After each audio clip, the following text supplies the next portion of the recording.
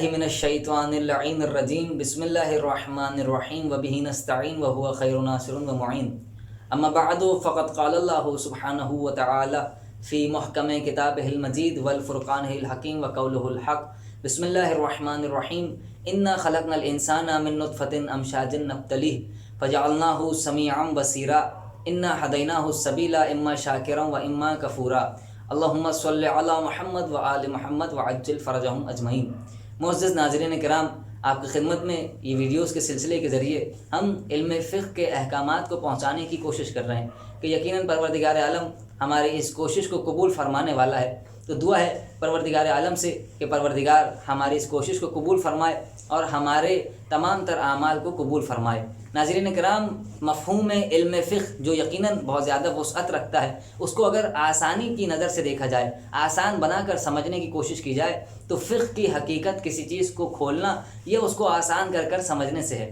اور اگر آپ اس کے لغوی معنوں کو دیکھیں تو لغوی معنی سوچنا، سمجھنا، فکر و تدبر کرنا یا شک کرنے کے لیے جاتے ہیں۔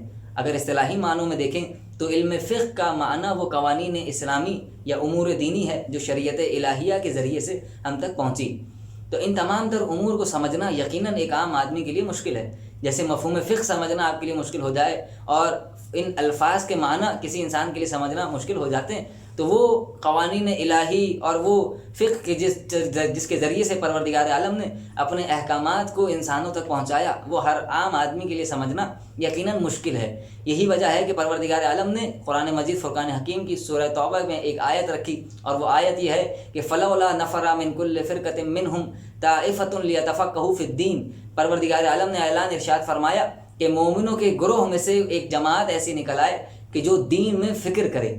یقیناً دین میں فکر کرنے کے لیے ایک جماعت درکار تھی کہ جو جماعت دین کا کام کرے، جو دین میں فکر کرے، فہم و بصیرت پیدا کرے اور ان تمام تر امور کو سمجھ کر آسان کر کے دیگر افراد تک پہنچائے۔ یہ پروردگار عالم نے قرآن میں اشارہ دیا۔ اس کے بعد رسول اسلام صلی اللہ علیہ وآلہ وسلم کی ایک حدیث مبارکہ بھی مختلف کتابوں میں ملتی ہے، اور وہ حدیث یہ کہ پروردگار عالم کے حبیب ترین محبوب ترین رسول نے ارشاد فرمایا کہ پروردگار جس انسان کے ساتھ خیر کرنا چاہتا ہے، بھلائی کرنا چاہتا ہے، اس کے دل میں دین میں فکر پیدا کر دیتا ہے اور اس کو یہ چیز عطا کر دیتا ہے کہ وہ دین میں فہم و بصیرت پیدا کرے اور تدبر و تفکر پیدا کرے۔ تو یقیناً یہ ہرگز و ناقص کا کام نہیں ہے کہ دین میں فکر کرے، تدبر کرے اور غور و فکر کر کے ان تمام تر امور کو سمجھے اور آسان بنائے۔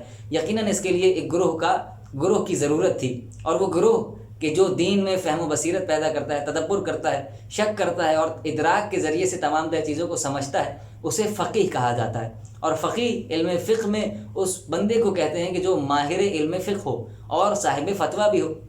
یقیناً صاحب فتویٰ ہوگا تو اپنے فتوے کے ذریعے سے ان تمام تر امور کو سمجھنے کے بعد اور ان تمام تر قوانین اسلامی کو جاننے کے بعد ایک فتویٰ دے گا، اور جب وہ فتویٰ دے گا تو اس فتوے پر عمل کرنے والا یقیناً وہ حقیقت کو پہچان لے گا اور اپنے تمام تر احکامات کو آسان کر کے سمجھ لے گا، اور اس پر عمل کرنا اس کے لیے آسان ہو جائے گا۔ یہی وجہ ہے کہ ہمیں اپنے بزرگ عالم دین اور تمام تر جتنے بھی ہمارے فقیہ ہیں، جتنے بھی مجتہدین ہیں، ان تمام کی بے حد عزت اور احترام کرنا چاہیے، اور ان کے لیے کبھی بھی توہین آمیز گفتگو نہیں کرنی چاہیے، نہ ہی ان کا مذاق بنانا چاہیے۔ کیونکہ انہوں نے اپنی پوری زندگی وقف کی، اس کے بعد وہ علوم دینی میں ماہر ہوئے اور اس کے بعد وہ صاحب فتویٰ مجتہد بنے۔ یقیناً ہمیں اپنے تمام تر علماء کی عزت کرنی چاہیے اور احترام کرنا چاہیے۔ پروردگار تمام علماء اسلام کو سلامت رکھے۔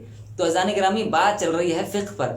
فقہ یقیناً ہر انسان کی زندگی کی ضرورت ہے، اور جب آپ فقہ کے ذریعے سے فقہ کے تمام تر باریکیوں کو سمجھیں گے اور پہچانیں گے تو یقیناً آپ کا رابطہ اس پروردگار عالم سے مضبوط ہو جائے گا کہ جس کے لیے پروردگار عالم نے آپ کو خلق فرمایا ہے۔ کہ یقیناً پروردگار عالم نے قرآن میں بھی ارشاد فرمایا وَمَا خَلَقْتُ الْجِنَّ وَالْإِنسَ إِلَّا لِيَعْبُدُونَ۔ تو یقیناً اگر عبادت کے لیے پیدا کیا تو عبادت کے احکام بھی بتلائے، لیکن احکام کو سمجھنے کے لیے ہر انسان کی عقل ناکافی ہے کہ وہ ان تمام تر احکام کو سمجھے اور قوانین الہیہ میں شک و ادراک کر کے فہم و بصیرت پیدا کر کے ان احکامات کو جان سکے۔